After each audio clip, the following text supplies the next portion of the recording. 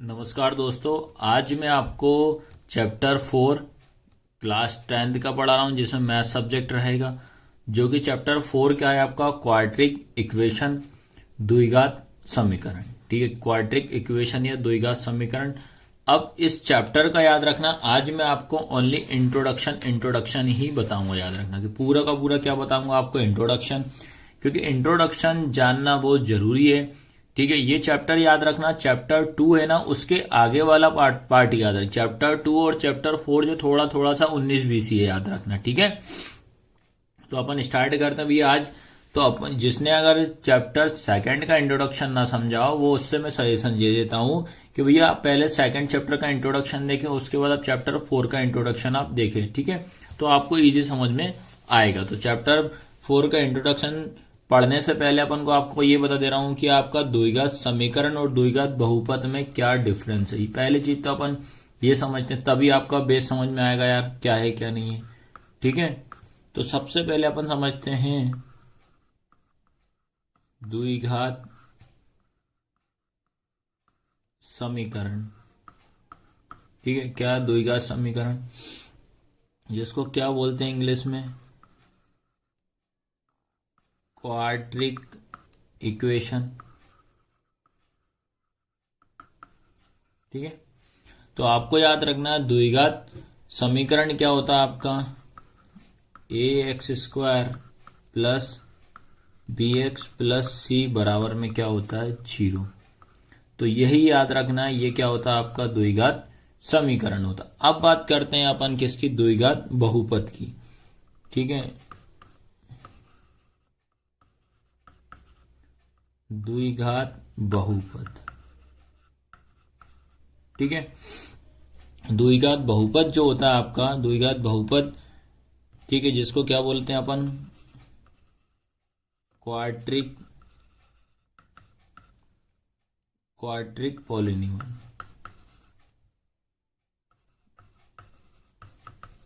ठीक है, quadric polynomial.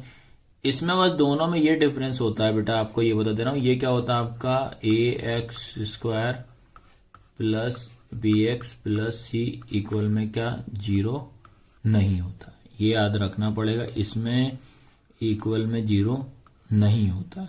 तो आपकी जो इक्वेशन क्या बनती है इसमें, ax² plus bx plus c, only ये होता है आपका क्या, द्विघात बहुपद। तो सबसे पहले अपन जब भी चैप्टर स्टार्ट करो तो आपको पहले ये डिफरेंस पता होना चाहिए कि द्विघात समीकरण क्या होता है, द्विघात बहुपद क्या होता है। ये मैंने आपको बता दिया है। अब इसका जो बेसिक इंट्रोडक्शन पढ़ना बहुत जरूरी है, क्योंकि objective fill in the blanks आपका ये इंट्रोडक्शन से ही बनता है, जो कि मैंने आपको बुक में से ही बता रहा हूँ, जो कि सिलेक्टेड कर रहा हूँ छांट छांट के। मैंने आपको एक प्रॉपर वे में बता रहा हूँ ताकि आपको इजी समझ में आ जाए। इसके बाद याद रखना, सबसे इम्पोर्टेंट टॉपिक आपको जो बता रहा हूं मैं, क्योंकि ये इसलिए पढ़ना पड़ेगा, जो कि मैं आपको ऑब्जेक्टिव हिसाब से इसमें इसी से बनना है आपके। ठीक है, तो पहला एक नोट डाउन करते चलना। पहली चीज आप ये दिमाग में रख लेना, कॉपी रखना, उसमें लिखते चलना। सबसे पहले याद रखना, जो ब्रह्मगुप्त था, याद रखना, उन्होंने 1598 से 665, ठीक है, ने, ठीक है, ये ब्रह्मगुप्त याद रखना, एक ये राइटर के नाम है, याद रखना। उनने क्या करा, ax² plus bx equal c, ठीक है, एक इक्वेशन या एक समीकरण दिया, ax² प्लस bx बराबर c के रूप के द्विघात समीकरण को हल करने का एक स्पष्ट सूत्र दिया। सबसे पहले याद रखना, आपको क्या दिमाग में रखना है, जो ब्रह्मगुप्त जो थे, उन्होंने सबसे पहले द्विघात समीकरण को हल करने का एक स्पष्ट तरीके से सूत्र दिया, जो कि सूत्र क्या था, ax² प्लस bx बराबर c था। याद रखना क्या था, ax² प्लस bx बराबर क्या, c था, ये था। अब इसी को मैं इंग्लिश में भी आपको समझा दे रहा हूँ, याद रखना। तो इंग्लिश में भी देख लीजिए, आप क्या लिखा, इन फैक्ट, एक फैक्ट आपको याद रखना पड़ेगा। ब्रह्मगुप्त जो थे, उन्होंने 598 से लेके तो 665 तक gave an explicit formula to solve a quadratic equation of the form, क्या क्या दिया था, कौन सा दिया था, ax² plus bx equal c। तो आपको इसमें ओनली इतना याद रखना है कि जो ब्रह्मगुप्त जो थे, कब से कब तक करा था इनने, कब से कब तक ये था, तो ये याद रखना 598 से लेकर तो 665, तो ये याद रखना पड़ेगा पहली चीज। फिर इन्होंने सबसे पहले क्वाड्रेटिक इक्वेशन दी थी, याद रखना, तो क्वाड्रेटिक इक्वेशन दी थी इनने सबसे पहले। तो क्वाड्रेटिक इक्वेशन क्या थी? तो क्वाड्रेटिक इक्वेशन थी आपकी ax² प्लस bx बराबर c। तो इसमें आपको ये फैक्ट याद रखना है, इसमें दो ही फैक्ट आपको दिमाग में बिठा लेना और इसको नोट डाउन कर लेना। अब इसके बाद याद रखना, बाद में याद, पहले ब्रह्मगुप्त थे याद रखना, अब आते हैं बाद में श्रीधराचार्य ने 1025 ने एक सूत्र प्रतिपादित किया जिसे अब द्विघाती सूत्र के रूप में जाना जाता है। इससे एक क्वेश्चन आपका बनेगा ही बनेगा, 101% याद रखना, ठीक है। तो श्रीधराचार्य जो थे इन्होंने एक सूत्र का प्रतिपादन करा या सूत्र दिया था, उसको क्या बोलते हैं अपन? द्विघाती सूत्र बोलते हैं, जो कि होता क्या है? x बराबर -b प्लस माइनस रूट में b² माइनस 4ac, इस पूरे के अपन में क्या आएगा? 2a। तो ये श्रीधराचार्य ने दिया था, ये आपको दिमाग में रखना है, ठीक है। अब उसके बाद याद रखना, और अब क्या याद रखोगे? ये पूरा इंग्लिश में ही लिखा है, याद रखें। Letters Sridharacharya 1025 derived a formula known as the quadratic formula. इसको अपन क्या किस नाम से जानते हैं? क्वाड्रेटिक फॉर्मूले के नाम से इसको अपन जानते हैं। तो ये दो फैक्ट आपको इस चैप्टर में याद रखना पड़ेगा, ठीक है। उसके बाद याद रखना बेटा, अपन क्या एक अदर वर्ड में भी समझ सकते हैं कि ax² plus bx plus c बराबर 0 होता है। ये अपन ने पढ़ लिया, क्वाड्रेटिक इक्वेशन द्विघात समीकरण होता है।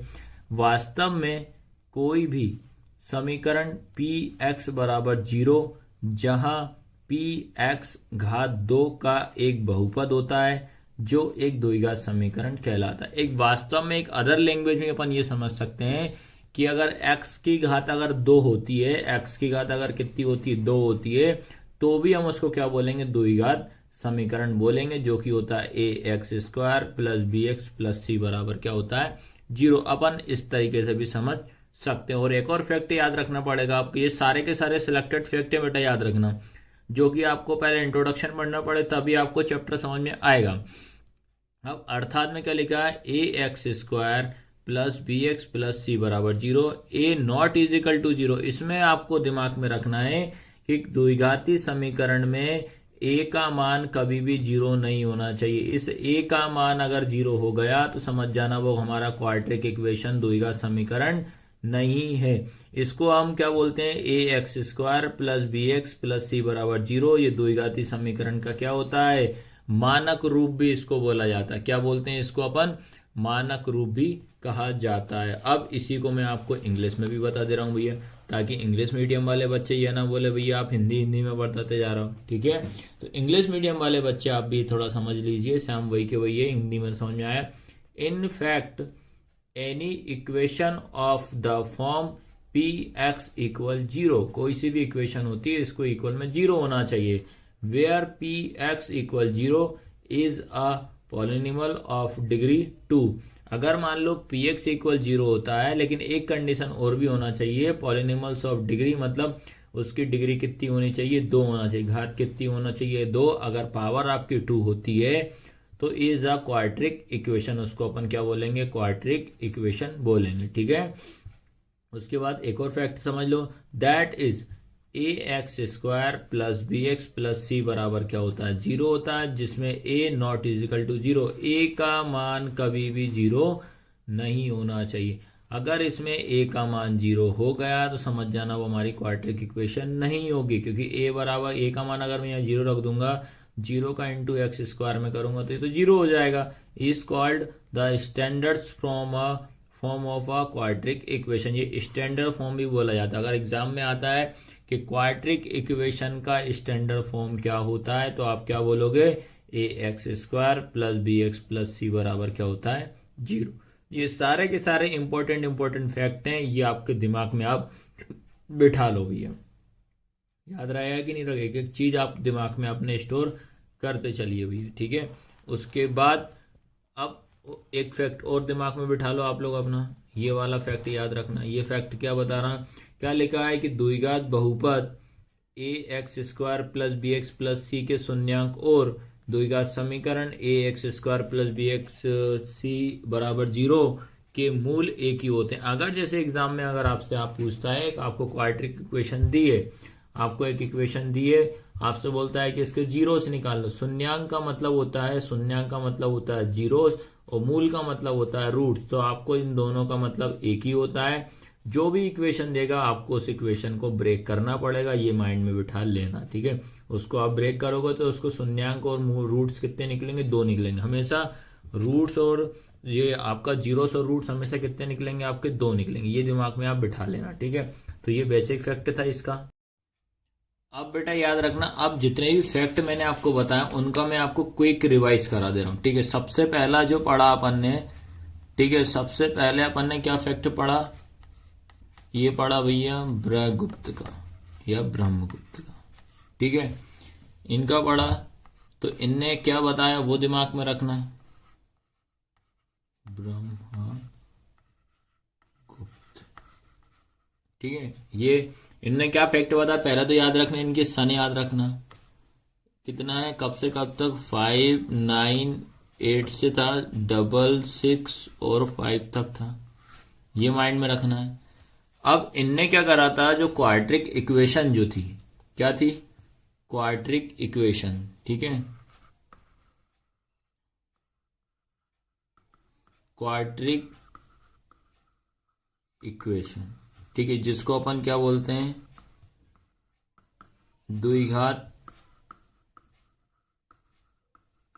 समीकरण, ठीक है।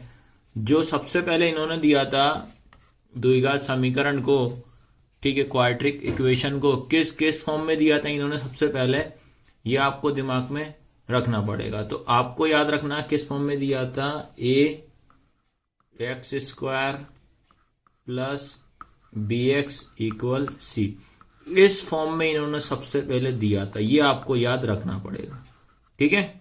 तो इसमें आपको यही फैक्ट याद रखना पड़ेगा, क्योंकि ये क्विक रिवाइज है, आपको इजी समझ में आ जाएगा भैया हमें क्या क्या पढ़ना है, कैसे हम माइंड में स्टार्ट कर सकते हैं। तो ये दिमाग में रखना है, इनकी ये सन याद रखना, इनका नाम याद रखना पड़ेगा, इनने कौन सी किस तरह की इक्वेशन दी, ये आपको याद रखना है। अब इसके बाद याद रखना, सेकंड नंबर पे आपको बता दे रहा हूं, सेकंड नंबर पे जो था आपके कौन थे भैया, श्रीधराचार्य। इनने क्या फैक्ट दिया, श्रीधराचार्य, ठीक है, जो कि अपन इंग्लिश में भी लिख दे रहा हूं, श्रीधराचार्य,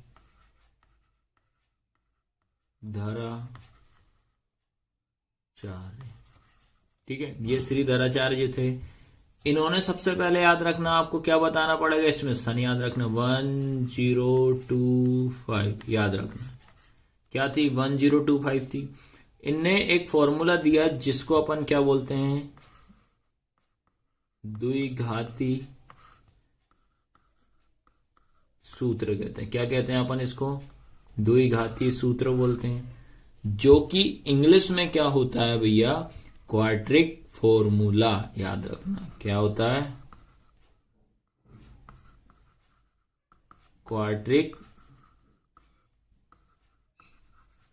फॉर्मूला, क्या होता है, क्वाड्रिक फॉर्मूला, ये आपको दिमाग में रखना। अब क्वाड्रिक फॉर्मूला दे दिया है, तो क्वाड्रिक फॉर्मूला होता क्या है, क्या होता है, x equal -b plus minus root में b² -4ac इस पूरे के अपॉन में 2a,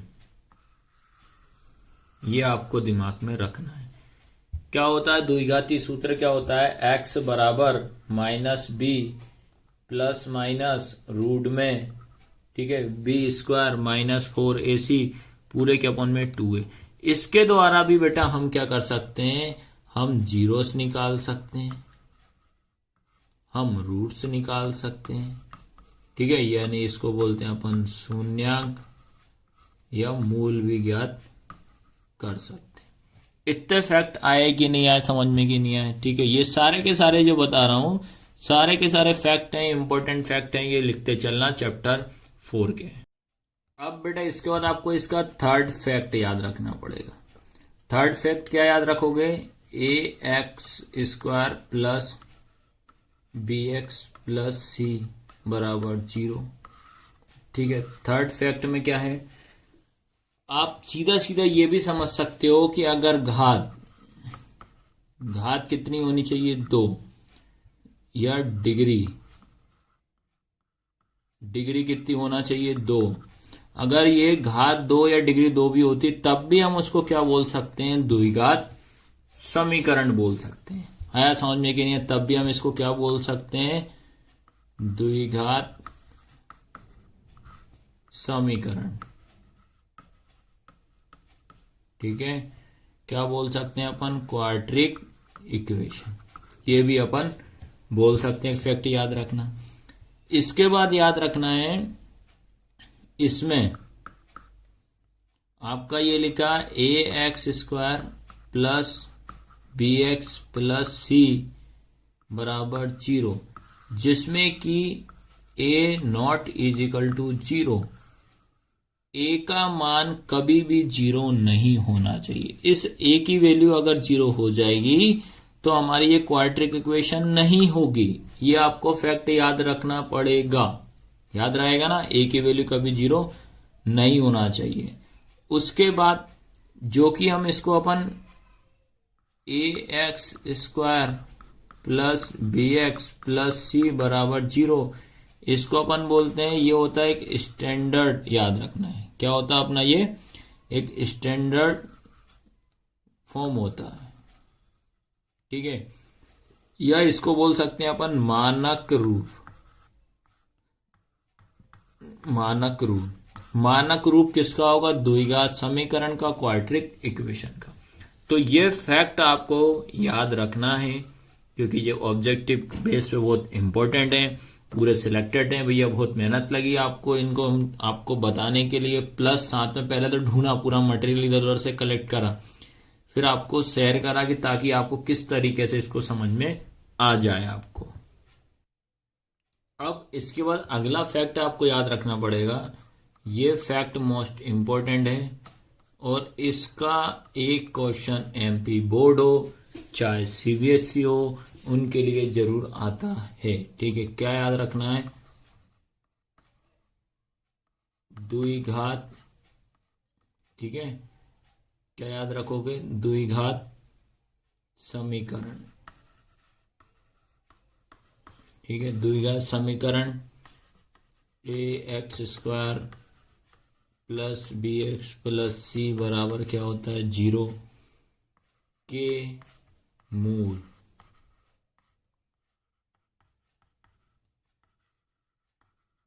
वास्तविक है अथवा नहीं। वास्तविक है अथवा नहीं, ये आपको दिमाग में बिठाना है।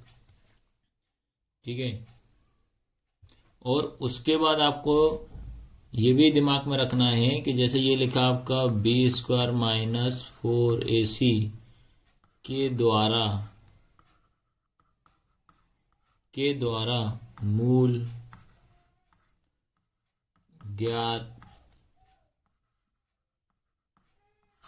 ज्ञात किया जाता है।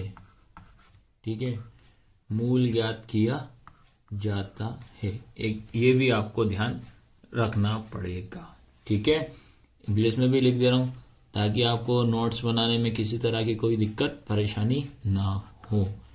इंग्लिश में क्या आएगा आपका, द क्वाड्रिक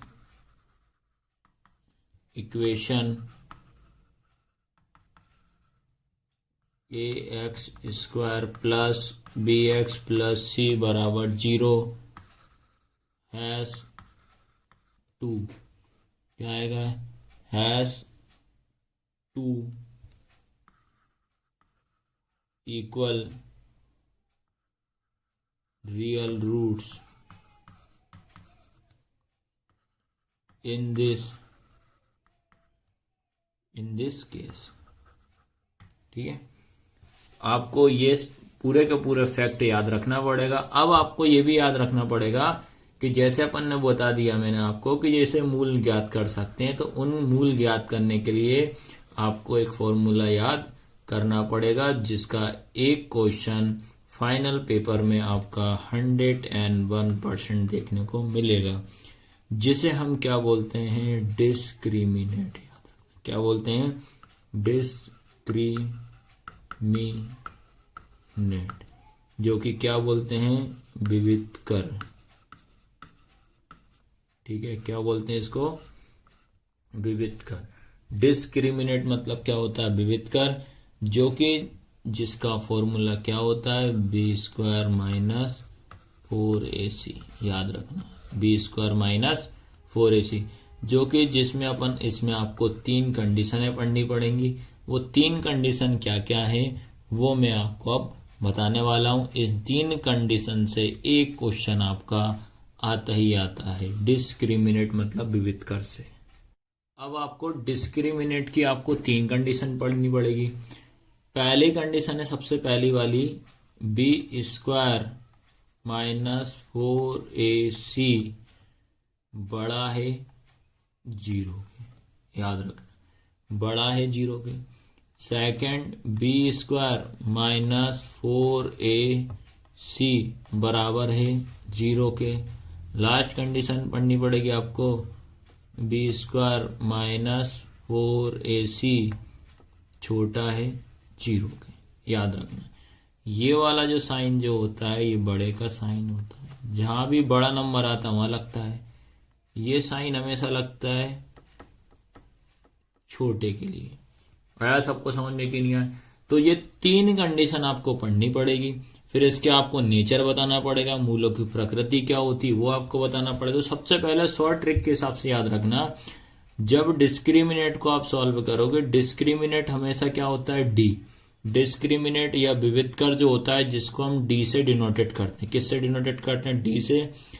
जो कि इसमें अगर डी का मान प्लस में आया या डी का मान आपका मतलब 48 आया, डी की वैल्यू आपकी 6 आई, वो कैसी आनी चाहिए, प्लस में आना चाहिए। किस में आना चाहिए बेटा, प्लस में आना चाहिए। इसमें अगर सेकंड में क्या होता है, डी की वैल्यू हमेशा कैसी आएगी, 0। डी की वैल्यू कैसी आएगी, 0। ये याद रखना पड़ेगा। इसमें आपको याद रखना है डी की वैल्यू कैसी आएगी, माइनस में। डी की वैल्यू आएगी माइनस का 16, डी की वैल्यू आएगी माइनस का 4। तो आपको अभी इसमें इतना याद रखना है, जब भी आपका अगर बड़े का साइन आता है या बड़ा नंबर रहता है तो आपकी वैल्यू हमेशा किसकी आएगी, प्लस की आएगी। इसमें सीधा सीधा सिंपल है कि आपका इसमें 0 आना है। इसमें डी की वैल्यू हमेशा काय में आएगी, नेगेटिव मतलब माइनस में आएगी। तो ये पहली चीज आपको याद रखना है। और एक चीज और याद रखना है आपको, डिस्क्रिमिनेट जो होता है, विविधकर जो होता है, इसको हम डी से दर्शाते हैं। ठीक है, अब उनने पूछा कि इनकी प्रकृति बताओ, मतलब इनका नेचर बताओ, क्या क्या नेचर होता है इनका। ठीक है, क्या पूछ दिया अपन से, नेचर। तो आपको याद रखना है इसका नेचर क्या होगा, इसके मूल कैसे होंगे, वास्तविक होंगे। क्या होंगे इसके, वास्तविक मूल होंगे। याद रख, ठीक है, जो कि अपन इसको इंग्लिश में क्या बोलोगे आप, रियल रूट्स। ठीक है, रियल रूट्स याद रखना। फिर अगर मान लो डी का मान 0 आता है तो क्या वो लिखेंगे अपन इसमें, वास्तविक तथा बराबर मूल। ठीक है, वास्तविक तथा बराबर क्या लिखेंगे, रियल एंड इक्वल रूट्स। ठीक है, ये लिखेंगे। उसके बाद इसमें लास्ट में क्या लिखोगे आप, वास्तविक मूल नहीं है। क्या लिखेंगे, नो रियल रूट्स। तो ये आपको विशेष तौर पे याद रखना है। एक बार और मैं आपको अच्छे से समझा दे रहा हूं।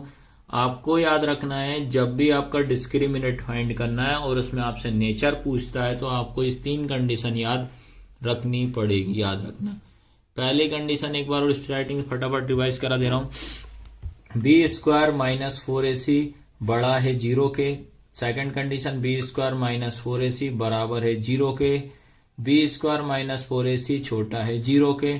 जिसमें कि डी का मान हमेशा याद रखना किस में आना चाहिए, प्लस में आना चाहिए। जैसे डी का मान प्लस का 48 आया, प्लस का 6 आया, जो भी रहेगा प्लस में आना चाहिए। इसमें डी का मान किस में आना चाहिए, जीरो में आना चाहिए, जीरो आना चाहिए। जैसे अगर आएगा जीरो कैसे आएगा, जैसे 48 माइनस 48, इनको माइनस करोगे तो जीरो हो जाएगा। ऐसे ही इसमें याद रखना डी का मान काय में आएगा, माइनस में, तो इसमें बड़े नंबर का साइन लगाएंगे तो काय का साइन आएगा माइनस में, तो ये काय में आना चाहिए, माइनस में। इतना समझ गए। अब इन साइनों को देखकर ही अपन बताएंगे कि इनका नेचर क्या है। तो पहले चीज याद रखना, इनका नेचर जो आएगा, मूलों की जो प्रकृति रहेगी, इसमें क्या आएगा, वास्तविक मूल रहेगा और रियल रूट्स रहेगा। वास्तविक तथा बराबर मूल रहेगा, रियल एंड इक्वल रूट्स रहेगा। इसमें वास्तविक मूल नहीं है, नो रियल रूट्स। तो ये कंडीशन आपको याद रखनी पड़ेगी, जो कि पेपर में 101% बेटा आपको देखने को मिलेगा, चाहे सीबीएसई हो चाहे वो आपका एमपी बोर्ड वाले बच्चों के लिए। तो ये समझ में आया कि नहीं आया। अब मान लो एक क्वेश्चन में आपका एग्जाम्पल के तौर पे इसका समझा दे रहा हूँ। XYZ कोई सी भी एक नंबर ले लेता हूँ। आप बोलोगे भैया आपने ये तो बता दिया, पर हम कैसे पहचानेंगे भैया कि ये कौन सी कंडीशन लगेगी, ठीक है, वो भी मैं आपको क्लियर करा दे रहा हूँ मैं। अब बेटा आपको याद रखना, एक एग्जाम्पल से आपको समझा दे रहा हूँ कैसे क्या लिखेंगे, क्या नेचर आएगा, कैसे डी का मान प्लस आएगा, कैसे डी का मान माइनस आएगा, कैसे डी का मान बराबर आएगा। तो सबसे पहले चीज याद रखना है कि एग्जाम्पल ले लेते हैं अपन, 2x² minus 3x plus 5 equal 0, ठीक है। अब सबसे पहला काम याद रखना है, इसमें अपन को चेक करना है, तो पहले आप ए बी सी की वैल्यू निकालोगे। तो इसमें जो ए की वैल्यू हो जाएगी 2, बी की वैल्यू क्या हो जाएगी -3, सी की वैल्यू हो जाएगी 5। अब कैसे निकाला भैया, ये आप इतनी जल्दी भूल गए क्या, ax² प्लस bx प्लस सी बराबर क्या होता है 0। ये हो गई ए की वैल्यू, ये हो गई बी की वैल्यू, ये हो गई सी की वैल्यू, ठीक है। आया समझ में कि नहीं। अब उसके बाद अपन ने पढ़ा है कि डिस्क्रिमिनेंट का फॉर्मूला क्या होता है, विविध कर का। तो डी बराबर क्या होता है, b² माइनस 4ac, ये होता है कि नहीं होता। अब अपन ने डी लिखा, उसके बाद ये बी लिखा है, तो कितना आएगा -3, तो क्या लिखेंगे -3 का स्क्वायर, फिर ये वाला -4 इंटू ए की वैल्यू कितनी आ जाएगी 2 इंटू 5 हो जाएगी, फिर डी। अब लिखा -3 का स्क्वायर, -3 का स्क्वायर इसको 2 बार लिखेंगे यार, रफ में समझ ली, -3, ठीक है। क्या लिखा -3 इंटू -3, माइनस माइनस क्या होगा प्लस, 3 और 3 कितना हो जाएगा 9 हो जाएगा, ठीक है।